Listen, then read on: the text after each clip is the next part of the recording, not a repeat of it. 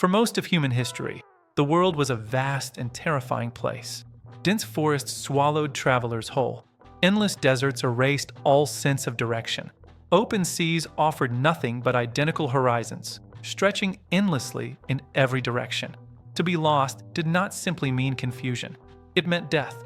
Before maps were accurate, before stars were understood, before science had language, humanity faced one terrifying question. How do you know where you are going when everything around you looks the same? The answer to that question would change history forever. And that answer was born not in Europe, not in the Middle East, but in ancient China over 1,000 years ago. This is the story of how the compass was invented. To understand the compass, we must first understand ancient China. Chinese civilization did not view the world as random chaos. They believed the universe followed invisible rules, patterns, flows. They called this cosmic balance Tao, the natural way of the universe. Everything had its place: earth, sky, water, mountains, human beings. And most importantly, direction mattered. North, south, east, and west were not just practical ideas. They were spiritual forces. Cities were built according to direction. Palaces faced specific orientations. Grays were aligned with the Earth's energy. This belief system would unknowingly lead to one of the most important scientific discoveries in history. Sometime before the 11th century, Chinese scholars noticed something strange. Certain stones behaved differently. These stones, later known as lodestones, seemed to possess a mysterious force. When placed near iron, they pulled it closer. When allowed to move freely, they pointed in a consistent direction. To ancient minds, this was not physics. This was magic. But Chinese scholars did not fear it. They observed it. They documented it. They experimented. And slowly, they realized something astonishing. This stone always pointed north and south. The earliest form of the compass did not look like a needle. It did not float in water. It did not hang from a string. Instead, it looked like a spoon. Chinese inventors carved a spoon-shaped object from lodestone. They placed it on a smooth bronze plate engraved with directions. When the spoon was gently spun, it would stop, and its handle would point south. This device was called the south-pointing spoon. South, not north, was considered the most important direction in Chinese culture.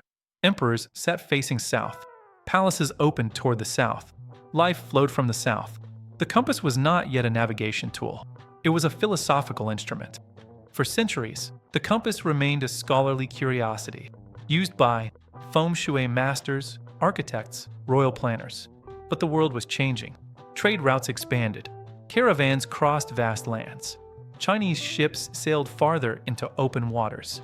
And suddenly, direction was no longer philosophical. It was practical.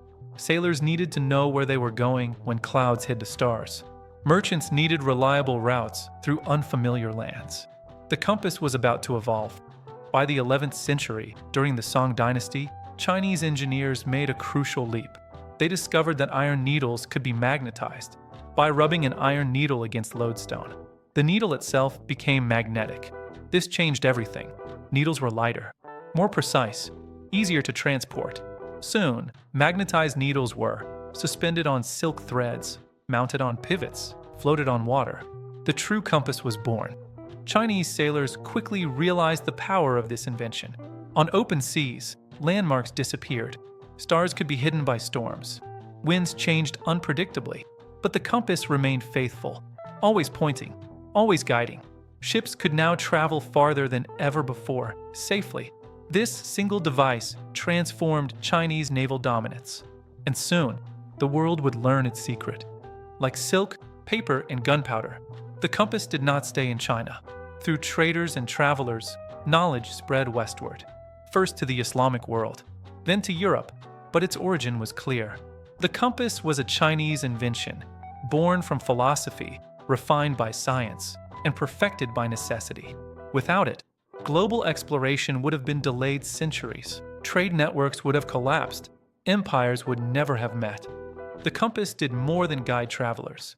It taught humanity something deeper, that the world follows invisible rules, that nature speaks if we listen. That understanding direction means understanding our place in the universe. From a simple stone, to a spinning spoon, to a floating needle, the compass showed humanity how to move forward. and in so doing, it helped us find our way.